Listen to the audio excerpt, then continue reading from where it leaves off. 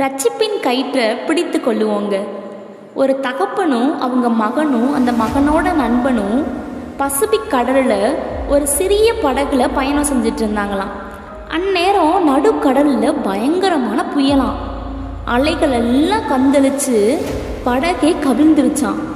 3 பேரும் கடலுக்குள்ளே விழுந்துட்டாங்களாம். என்ன பண்ணுறதுன்னு தெரியாமல் தத்தளிச்சிட்டு இருக்கும் போது தகப்பன் கையில் ஒரு கயிறு அகப்பட்டுச்சான். உடனே தகப்பன் அதில் ஒரு முனையை எடுத்து தன்னோட இடுப்பில் கட்டிக்கிட்டு இன்னொரு முனையை தன்னோட மகனுக்கு கொடுப்பதா இல்லைனா மகனோட நண்பனுக்கு கொடுப்பதான்னு யோசிச்சாராம். ஆனால் அவருக்கு ஒன்று தெரியும், மகன் ரட்சிக்கப்பட்டவன், மகனோட நண்பன் ரட்சிக்கப்படாதவன்னு. உடனே தகப்பன் கண்ணீரோட, மகனே நான் உன்னை நேசிக்கிறேன்னு சொல்லிட்டு அதை நேராக மகனோட நண்பனுக்கு நேராக வீசினாராம். மகனோட நண்பன் காப்பாற்றப்பட்டான்.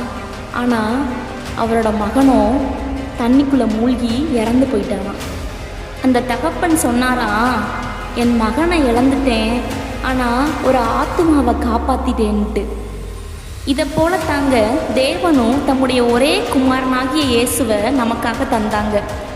இன்றே அவர் வீசும் ரட்சிப்பின் கயிற்றை பிடித்து கொள்ளுவோம். ஆமென்.